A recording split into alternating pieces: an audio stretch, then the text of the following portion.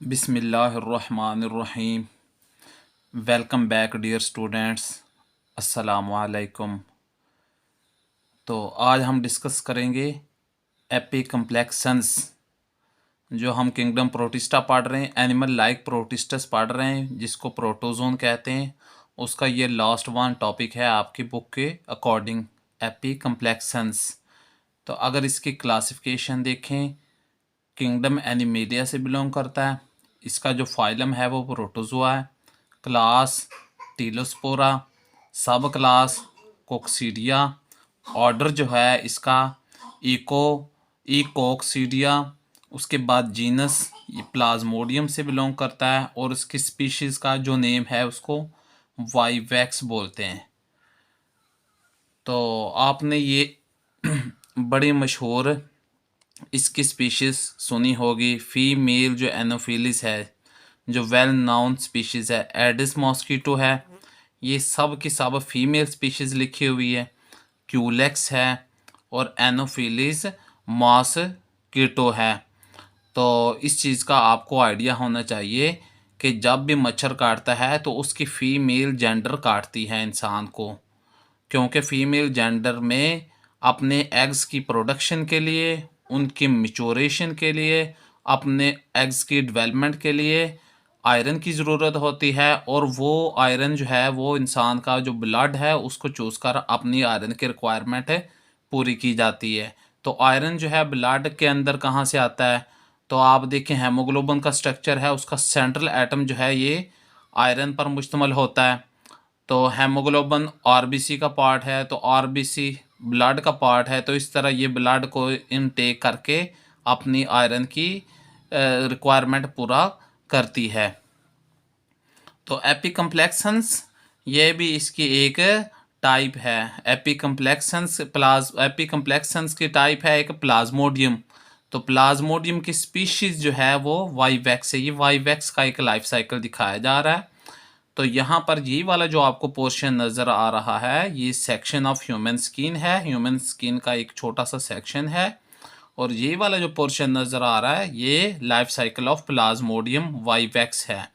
तो एपिकम्प्लेक्सन्स ये ऐसे जानदार हैं जो डिफरेंट होस्ट में अपना लाइफ साइकिल कंप्लीट करते हैं। जैसे यहाँ पर आपको डायग्राम में नज़र आ रहा है, इंसान के अंदर ये अपना सेक्सुअल रिप्रोडक्शन फेज़ मुकम्मल करते हैं। और जो प्लाज्मोडियम का सेकंड जो लाइफ साइकिल है वो मॉस्किटो के अंदर कंप्लीट होता है।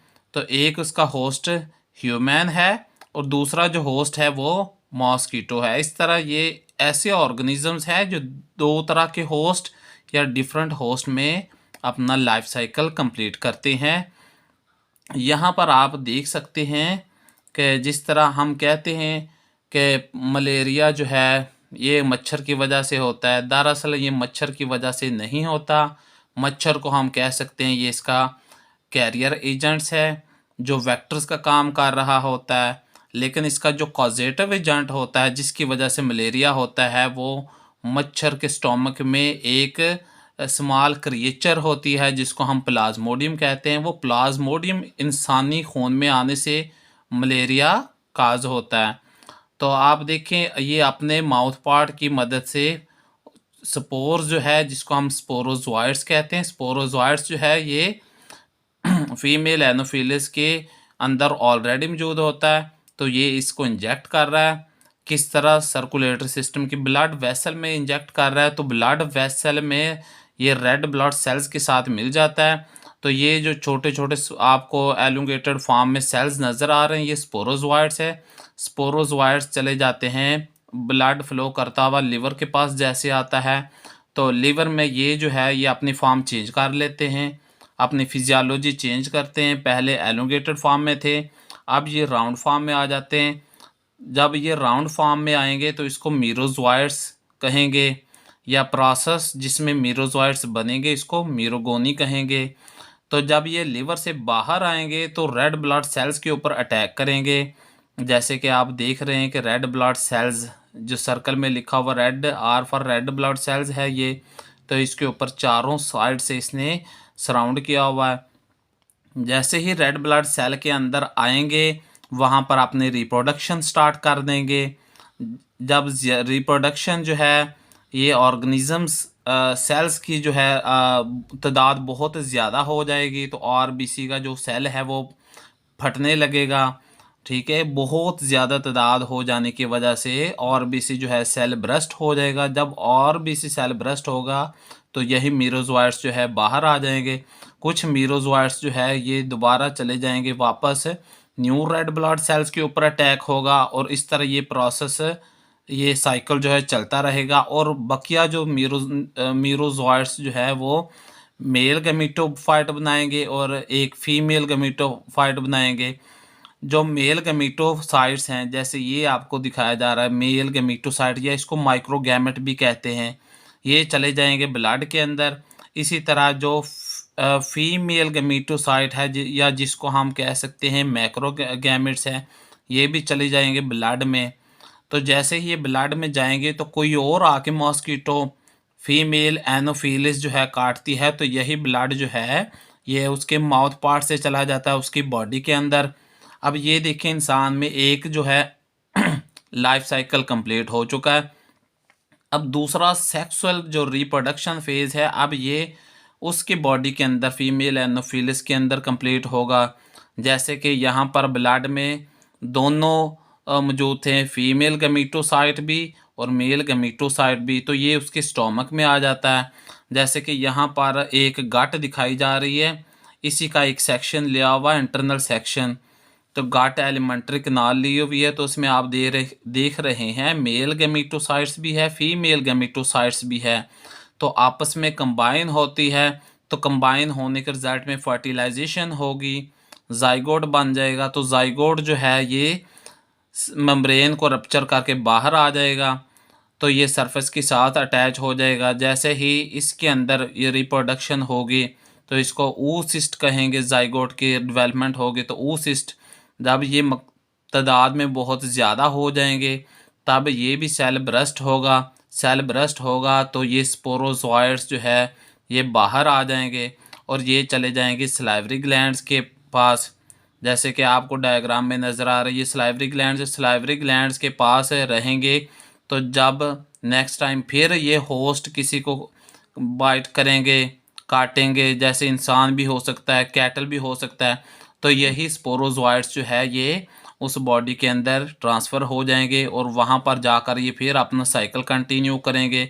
तो आप देख रहे हैं कि इंसान के अंदर अपना जो है एसेक्सुअल रिप्रोडक्शन फेज़ कंप्लीट करता है, और फीमेल एनोफिलिस के अंदर ये अपने प्लाज्मोडियम जो है ये सेक्सुअल रिप्रोडक्शन कंप्लीट करते हैं।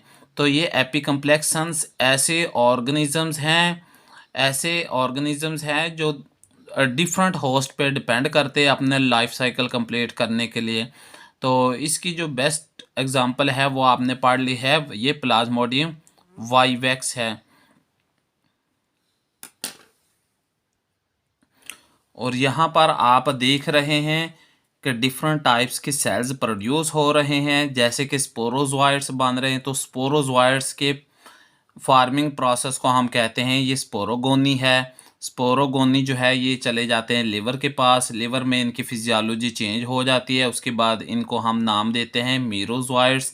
मीरोजोइट्स की फार्मिंग प्रोसेस को मीरोगोनी कहते हैं। इसी तरह मीरोगोनी जो है ये फर्दर साइकिल कंप्लीट करते हैं। कुछ जो है रेड ब्लड सेल्स नए रेड ब्लड सेल्स के ऊपर अटैक करते हैं, और कुछ जो है आगे ये मेल गैमेट्स और फीमेल गैमेट्स बनाएंगे।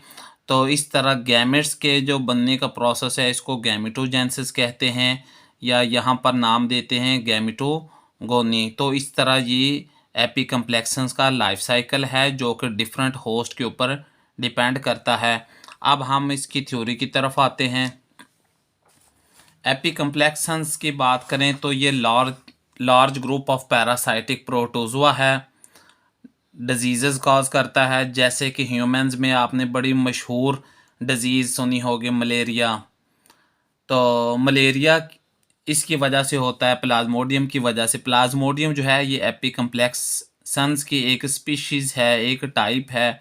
तो लोकोमोटरी ऑर्गन्स की बात करें, इनके अंदर कोई स्पेसिफिक स्ट्रक्चर नहीं होती, सीलिया नहीं होते, कोई फ्लैजेला नहीं होती जिसकी वजह से वो मूव कर सके, बल्कि ये फ्लूइड से भरा हुआ ऑर्गेनिज्म होता है जो अपने फ्लूइड की वजह से ही मूवमेंट करता है, तो इसको फ्लेक्सिंग मूवमेंट कहते हैं। तो रिप्रोडक्शन देखें तो इसमें सेक्सुअल रिप्रोडक्शन भी होती है, एसेक्सुअल रिप्रोडक्शन भी होती है। जो सेक्सुअल रिप्रोडक्शन फेज़ होती है वो एनोफिलिस में कंप्लीट करता है, और एसेक्सुअल रिप्रोडक्शन जो है वो ह्यूमन में कंप्लीट करता है। लाइफ साइकिल की बात करें तो इसके ज़्यादा होस्ट होते हैं। प्लाज्मोडियम जो है ये इसका कॉजेटिव एजेंट है। पैथोजेंस, इन्फेक्शन कॉजेटिव एजेंट को हम कहते हैं पैथोजेंस। ये ब्लड में आता है, तो ब्लड में आने के बाद ये लिवर के पास चले जाते हैं, लिवर में अपनी फिजियोलॉजी चेंज करते हैं, फिर उसके बाद मीरोजोइट्स की फॉर्म में बाहर निकलते हैं, नए रेड ब्लड सेल्स के ऊपर अटैक करते हैं, वहाँ पर अपनी स्पीशीज़ जो है अपनी सेल्स बढ़ाते हैं। उसके बाद इतना बढ़ा लेते हैं कि सेल के अंदर ये बहुत ज़्यादा तादाद में हो जाती है, सेल्स जो है बर्स्ट होने लगता है, न्यू पैरासाइट्स रिलीज़ हो जाते हैं, तो वो न्यू पैरासाइट्स जो है आगे इन्फेक्ट करते हैं न्यू रेड ब्लड सेल्स के ऊपर। इस तरह जो प्रोसेस जो है रिपीट होता रहता है। तो जब मिलियंस ऑफ पैरासाइट्स जो है सेल ब्रस्ट करेंगे तो उस वक़्त मलेरियल सिम्पटम्स प्रोड्यूस हो जाएगी।